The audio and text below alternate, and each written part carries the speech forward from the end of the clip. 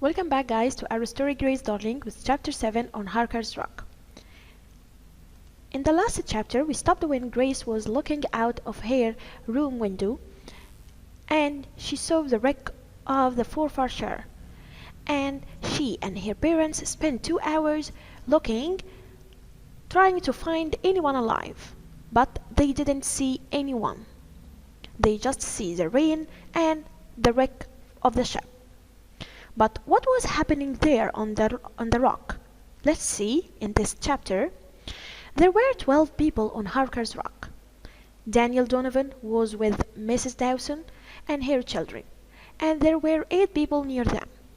The wreck of the Forfarshire was behind them, between them and the lighthouse. Daniel didn't have his coat anymore, and the wind cut through his thin shirt like a knife. Mrs. Dawson was crying and sat with her arms around her 2 children. Mr. Rob was shouting, begging someone to save them. Thomas Buchanan and the other men sat together, too cold to move. One man had a broken leg. After half an hour, Mr. Rob stopped shouting. He was lying on the rock, his face white and cold. His eyes were open, but he didn't see Daniel's hand in front of his face. He was dead.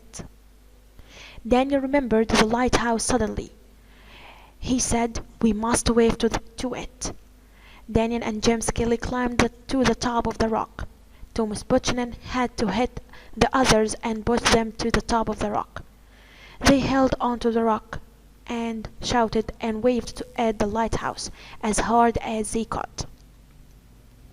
And this is what was happening there on the rock with the people on the Forfarshire.